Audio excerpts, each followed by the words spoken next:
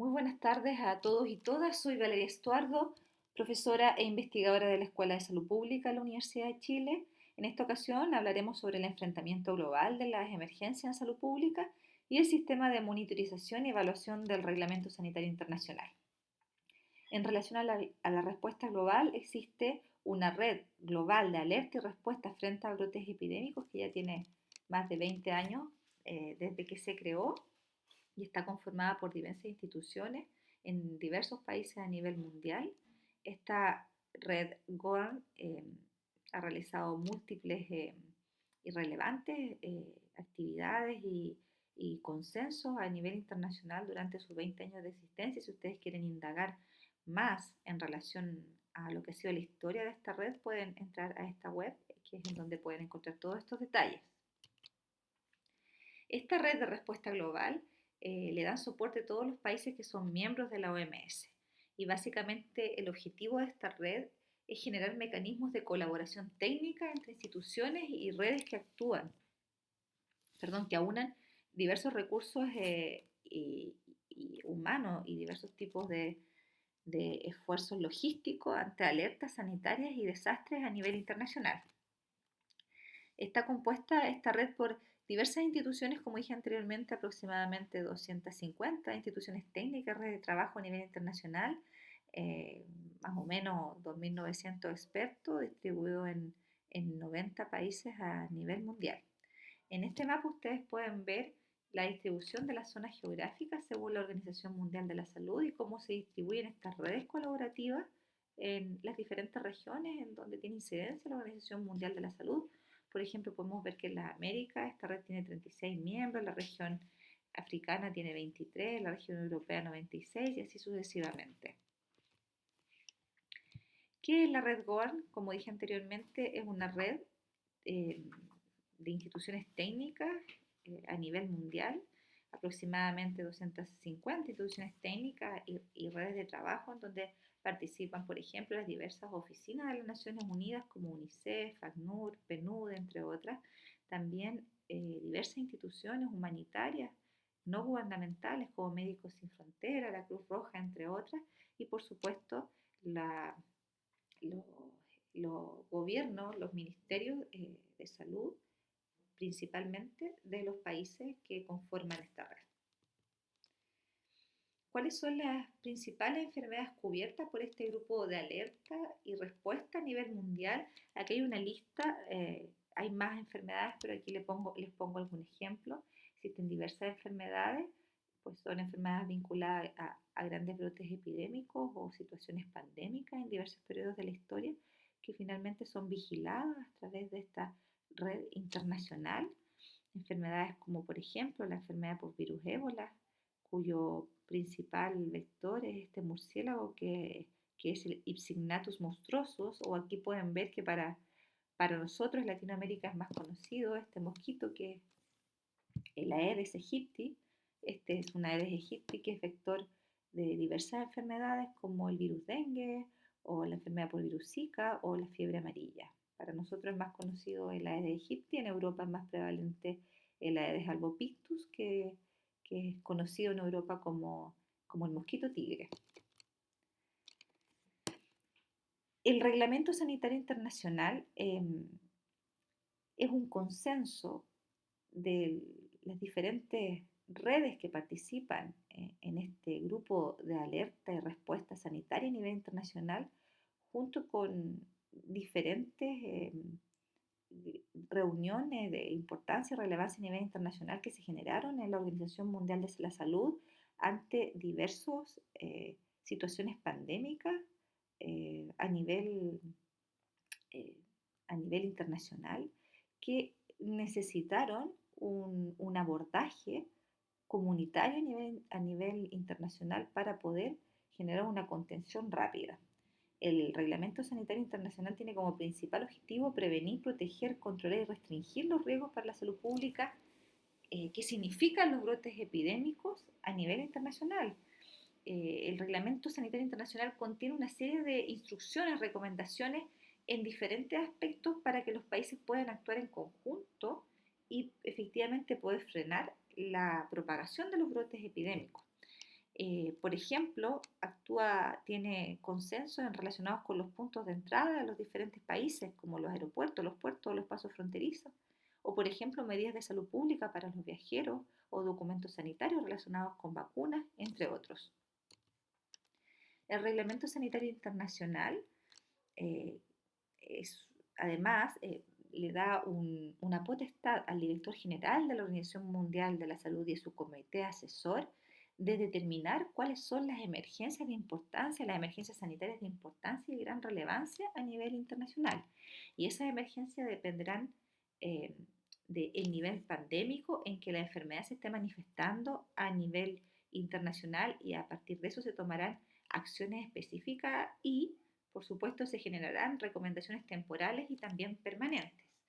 En este link ustedes pueden encontrar el documento in extenso del Reglamento Sanitario Internacional por si quieren indagar en cada uno de sus capítulos. El Reglamento Sanitario Internacional fue escrito el año 2005 y entró en vigor en junio del año 2007. No es fácil que este tipo de consensos internacionales entren en vigor porque requiere también el compromiso de diferentes países y además la movilización de recursos.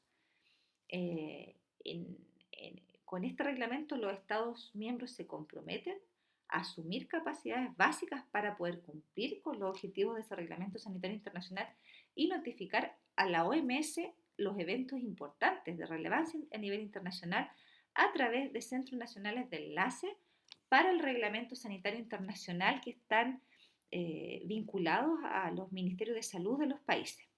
Así, estos eventos de relevancia internacional se llaman emergencia de salud pública de importancia internacional, y las famosas ESPI, y estas son las que causan la alarma, o sea, las que efectivamente generan, digamos, esta luz roja de alerta en todos los países que son miembros de esta gran red de vigilancia internacional. ¿Cómo se define una emergencia de salud pública de importancia internacional? Se define como un evento extraordinario que, de conformidad con el Reglamento Sanitario Internacional, se ha determinado que constituye un riesgo para la salud pública entre otros estados a causa de la propagación internacional de una enfermedad y, por supuesto, que podría exigir una respuesta internacional coordinada. El principal objetivo de declarar estas ESPI y de generar estas alertas sanitarias a nivel internacional es garantizar la seguridad sanitaria mediante la aplicación de este Reglamento Sanitario Internacional, que es este consenso internacional de todos los países. Cuando se declaró una ESPI, todo el sistema mundial de alerta y respuesta garantiza la vigilancia de este evento y la evaluación rápida del riesgo, la comunicación de la información necesaria para la toma de decisiones y la coordinación eficaz de las actividades de respuesta. Esto es lo que determina el Reglamento Sanitario Internacional y es lo que se esperaría que se generara en todos los países ante una alerta sanitaria de importancia internacional. Por supuesto, cada país tiene sus matices, dependerá de los contextos sociopolíticos, dependerá de las capacidades humanas y técnicas que tengan los países y de los niveles de desarrollo también que tengan estos países, porque efectivamente en todo el mundo encontramos países que están adscritos al Reglamento Sanitario Internacional y en que antes las alertas reaccionan, pero reaccionan de acuerdo a sus capacidades. Algo importante, y aquí ya entramos más en materia pandémica, que desde la entrada en vigor del Reglamento Sanitario Internacional se han declarado 6 emergencias de salud pública de importancia internacional a nivel mundial. La primera fue la gripe pandémica H1N1 en abril del año 2019. La segunda fue la diseminación internacional del poliovirus salvaje en mayo del 2014. Bueno, aquí hay un dato importante, que el año pasado, el año 2020, en África, el África subsahariana fue eh,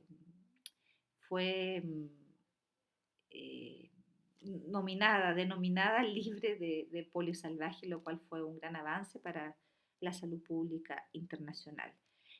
Otra de las ESPI declaradas en todos los años que ha estado en vigor el Reglamento Sanitario Internacional fue la epidemia de enfermedad por virus ébola del año 2014 en el África Occidental. Otra muy importante fue el conglomerado de malformaciones congénitas y trastornos neurológicos relacionados con la enfermedad por virus Zika en febrero de 2016, que esto fue declarado a partir de los casos que surgieron en nuestro país vecino, Brasil. La quinta ESPI fue la epidemia, también la epidemia por virus ébola, que ocurrió en República del Congo el año 2019. Y la sexta es la actual epidemia que estamos viviendo, la actual crisis sociosanitaria, que es la enfermedad por COVID-19, por el virus SARS-CoV-2, la cual se inició en Wuhan, China, en diciembre del año 2019. Aquí podemos ver los diferentes eh, bueno, aquí podemos ver dos casos de grandes brotes epidémicos. Uno fue el SARS-CoV-1, que es el síndrome respiratorio agudo severo, que se inició en China y fue muy interesante porque cuando apareció el SARS-CoV-1 no existía el reglamento sanitario internacional, no entraba aún en vigor, con lo cual no pudo ser declarado una emergencia sanitaria de nivel internacional porque no había un consenso internacional en relación a estos temas. Esta enfermedad causó más de 8.000 casos, aproximadamente 800 muertes, y abarcó más de 32 países. La letalidad no fue tan alta como, por ejemplo, sí lo fue la enfermedad por virus MERS, que es el síndrome respiratorio de Medio Oriente, que sí que causó menos casos, causó más muerte, abarcó menos países, pero tuvo una letalidad muy alta, de 35%. Significa que del total de las personas que enfermaron, el 35% falleció. En el caso del SARS-CoV-1, aquí tenemos que el reservorio, digamos, son murciélagos, igual que en el virus, la enfermedad por virus MERS, pero tenemos que el huésped intermedio son diferentes y a partir de esos huéspedes salta el virus a la especie humana. En el caso del SARS-CoV-1 era el gato civeta, y en el caso de la enfermedad por virus MERS, los camellos o dromedarios típicos de Medio Oriente. Ahora, ¿de dónde viene el virus SARS-CoV-2? Al parecer, en un mercado, el brote inicial se generó en un mercado de la ciudad de Wuhan, China, que fue la probable fuente del brote del novel coronavirus COVID-19 en diciembre del año 2019. El 30 de enero del 2020, recién el 30 de enero del 2020, el director general de la OMS determinó que el brote de SARS-CoV-2 constituía una emergencia de salud pública de importancia internacional, constituía una ESPI, o sea, más de un mes después o aproximadamente un mes después de que se notificaron los primeros casos y la rápida propagación en China. Y esta fue, como dije anteriormente, la sexta vez que la OMS declara una ESPI desde que entró en vigor el Reglamento Sanitario Internacional en el año 2007. Este SARS-CoV-2 resultó ser un nuevo coronavirus. Ya conocíamos los virus SARS del tipo SARS, sin embargo este era diferente y tenía características diferentes y similares a otros también. Por ejemplo, al igual que el SARS-CoV-1 y el MERS, su huésped principal son los murciélagos. Este virus desarrolló la capacidad de saltar de especie y luego de transmitirse entre personas a través de un huésped intermedio que todavía a esta altura no es definido o identificado. En su momento tuvimos alta sospecha del pangolín. Finalmente todavía no se define. El pangolín es una especie de mamífero que vive sobre todo en el este asiático, sudeste asiático y en África, y que es muy traficado hacia China, porque ya se utilizan mucho las escamas en temas relacionados con medicina tradicional. Entonces, por eso, y como allá este tipo de medicina es tan importante, existe mucho tráfico de este animal y, bueno, alteraciones de los medios ambientes naturales de estos animales pueden provocar efectivamente que las mutaciones virales propias de los animales salten a la especie humana. Pero bueno, aún no está definido cuál es el huésped intermedio. ¿Cómo está la cosa ahora a nivel mundial? Cada vez se vuelve más pequeña la pantalla porque cada vez hay más números hacia la derecha y la verdad es que actualmente casi 200 millones de casos a nivel mundial, más de 4.250.000 muertes, siguen siendo los países que lideran la cantidad de casos y la mortalidad en el mundo: Estados Unidos, India y en el continente sudamericano, Brasil, con unos números muy, muy impresionantes, casi 20 millones de casos y más de 550.000 muertos. Eh, la respuesta sanitaria internacional, cuando empezó la epidemia de COVID, también se, se, se activó y se activó de una manera probablemente nunca antes vista, probablemente en el último siglo, porque una epidemia de esta característica no se había visto, según los registros históricos, hace mucho tiempo en nuestra historia de la humanidad. Entonces se han hecho o impulsado diferentes iniciativas para poder contener la epidemia, pero no contenerla solamente en los países ricos, porque resulta que esta es una epidemia que afecta a todos los países del mundo y que si no se controla en todos los países, entonces no van a servir de nada los esfuerzos individuales de los países más ricos. Lo primero que se articuló desde la Organización Mundial de la Salud fue este acelerador del acceso a las herramientas contra el COVID-19, este ACT, en abril del año 2020. Y este acelerador reúne a mandatarios de gobiernos y organizaciones mundiales del ámbito de la salud, empresas e instituciones filantrópicas, con el objetivo de tener una respuesta unida contra el COVID. Y este acelerador se organizó en torno a 4 pilares fundamentales para un trabajo conjunto relacionado con el diagnóstico, el tratamiento, la inmunización y el fortalecimiento de los sistemas de salud frente a este brote epidémico, a esta pandemia de COVID-19. La estrategia COVAX, que es uno de los pilares del acelerador de acceso a herramientas COVID-19, es una estrategia vinculada directamente con las vacunas, eh, y fue puesta en marcha por la Coalición para la Promoción de la Innovación en Pro de la Preparación ante Epidemias, que es la CEPI, la Alianza Gavi para las Vacunas y la Organización Mundial de la Salud. Y el objetivo es acelerar el desarrollo y la fabricación de vacunas contra esta enfermedad, contra el COVID-19, y garantizar un acceso justo y equitativo para todos los países del mundo. En esta página ustedes pueden ver las características de esta iniciativa en extenso y pueden ver cómo se ha desplegado esta iniciativa a través de los diferentes países del mundo, por supuesto, con un foco en los países más empobrecidos o con mayor rezago social. Y en esa página ustedes pueden indagar más, pero por ejemplo, cuando pues, si es que les interese y ven esa página, aquí pueden ver el COVAX Vaccine Rollout, que es el despliegue de COVAX a nivel mundial, y pueden ver que ya ha distribuido más de 177 millones de dosis de vacuna en 138 países.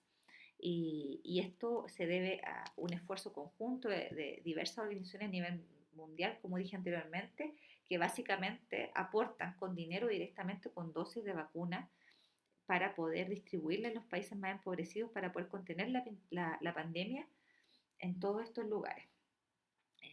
Es la idea de que los países más ricos, los países que les sobran vacunas, aporten a los países más pobres, y no solamente los países más ricos, sino también diversas instituciones o incluso iniciativas particulares.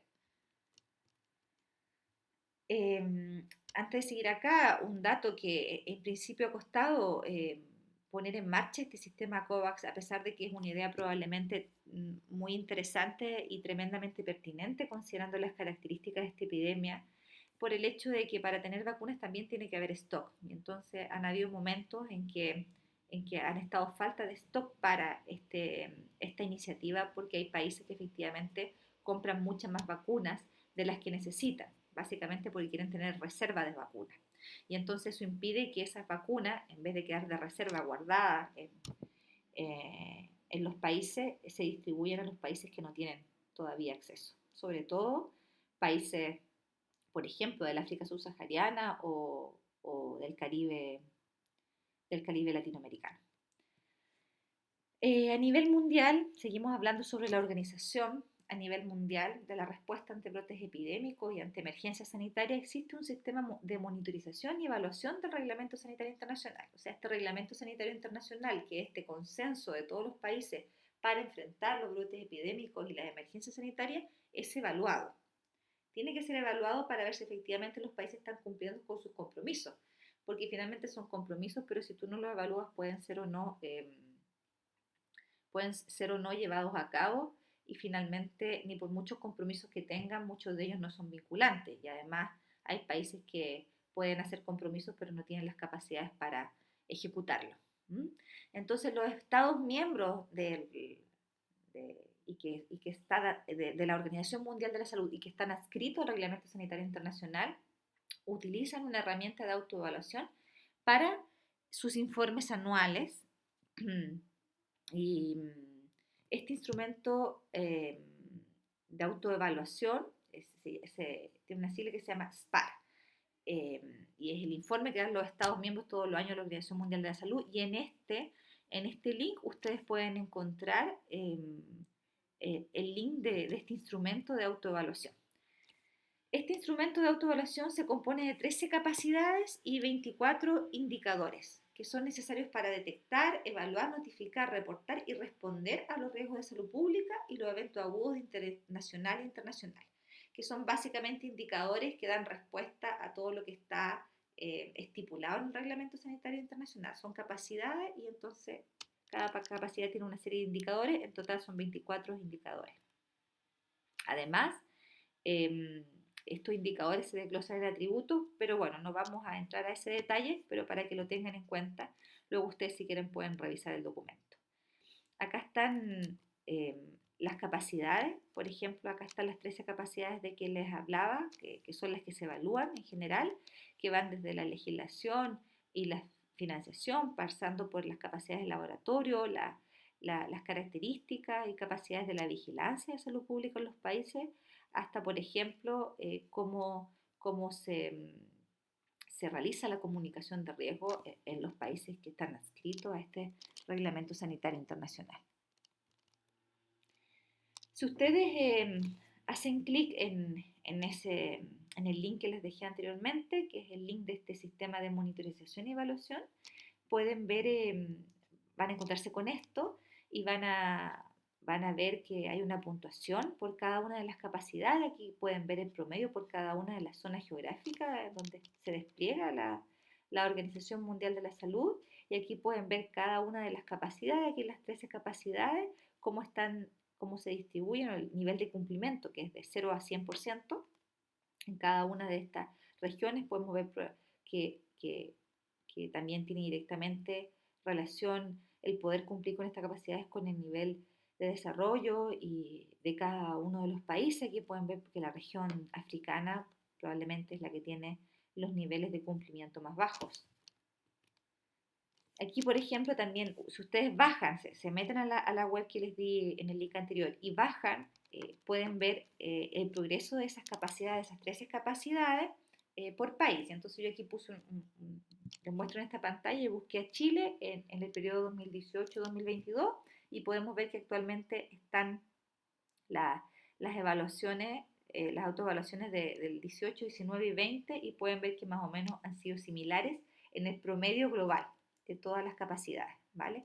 Pero luego ustedes pueden ir a indagar en cada una de esas capacidades y van a ver que los promedios suelen mentir, y entonces van a ver que hay algunas capacidades que, por ejemplo, en el 2019 tenían un desarrollo muy bajo en Chile, y que milagrosamente el año 2020, en año pandémico, estamos hablando de un año pandémico, aumentaron muchísimo, como pudiese ser, por ejemplo, una capacidad muy importante que es la de comunicación de riesgos, que está, bueno, que esto es un pantallazo, con lo cual si estuviéramos en la web y lo bajáramos, podríamos ver la capacidad que es la de comunicación de riesgo, que les digo enseguida, que es la capacidad número 10, ¿vale? Y entonces uno ahí puede hacer análisis, puede ir a ver más información y ver las características de cada uno de los atributos, etc. Es bien interesante porque efectivamente cuando uno hace un análisis puede ver que efectivamente en esas capacidades en donde los países estaban más al debe, probablemente son las que se manifestaron de peor manera durante la epidemia, y en algunos otros países en donde venían con desarrollo de esas capacidades muy bien logrado, extrañamente durante la pandemia no funcionaron bien. Entonces es súper interesante poder ver cómo en un año pandémico, que es el año 2020, las capacidades de los países se vieron tremendamente alteradas por la magnitud de la epidemia de la pandemia de COVID-19 en el mundo. Perdón, acá está el link de esto, del sistema de monitorización y evaluación del reglamento sanitario internacional. Ese era el link. El anterior era el link del documento de monitorización y evaluación. Y este es el link de la web que acabamos de ver. Y eso sería todo por hoy. Muchas gracias por su atención. Aquí les dejo mi mail por si tienen alguna consulta. Me pueden escribir sin ningún problema. Y si quieren indagar un poco más en epidemiología de campo, les recomiendo este libro que es muy completo, que es de Michael Gregg.